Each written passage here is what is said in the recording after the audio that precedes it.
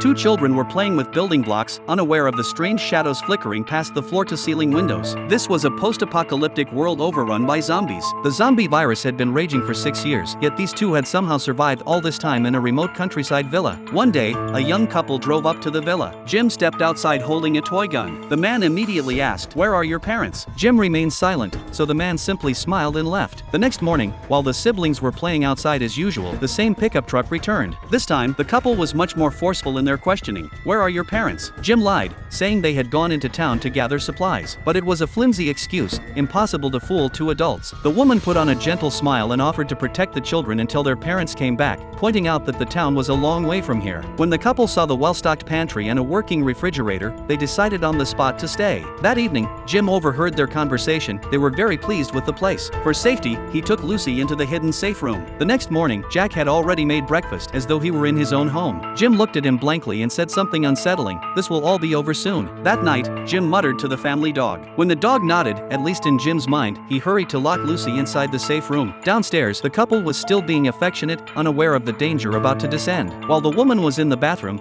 she spotted several zombies pressed against the window. She quickly switched off the light, thinking they wouldn't see her, but the door behind her suddenly swung open. When Jack noticed she had been gone too long, he grabbed his gun to check. He found her lying on the floor, covered in blood. A shadow flickered past, and after that, the couple was never seen again. The next day, Jim and Lucy played as if nothing had happened. Elsewhere, a long-haired man was walking through the forest. In the snow, he spotted several traps and followed the trail to the villa. Suddenly, a little girl appeared before him. While he was distracted, a sharp pain shot through his neck, a tranquilizer dart. When he woke, Jim was pointing a gun at him. Through questioning, he learned the man's name was Alan, and that Alan was heading north to look for his wife. Curious, Alan asked about Jim's parents. Jim said his father was a scientist who had been gone a long time, and his mother was an agent who had left on a mission a few days ago and should be back soon. Alan felt sorry for the siblings. The next morning, the sound of engines echoed outside. Armed strangers were circling the villa. Alan, unarmed, could only watch from a distance. When Jim returned from outside, he saw Lucy waving from the upstairs window, and the intruders were about to notice her. Alan rushed in and pulled her away. Frustrated by the locked door, the armed men left in their truck. The following day, more noise came from outside. The same men had returned with reinforcements and had captured Lucy while she was playing. Just as the standoff began, gunshots rang out in the distance. Two of the attackers dropped instantly. Alan dashed forward to grab Lucy. The shooter was Jim's mother, Lena. Alan, however, had been hit in the chest and collapsed. But by the next day, he had miraculously recovered, the wound fully healed, though his body was bound with rope. Upstairs, Jim and his family waved to him. Inside, Lena revealed the truth. Alan was a special kind of zombie infected, immune to all diseases and injuries. The only drawback was that after serious wounds, or over time, he would lapse into uncontrollable frenzy. Lena also told him that Jim was the same kind of infected. The couple who had stayed in the villa that night had been killed by Jim during one of these frenzies. Now that Lena had returned,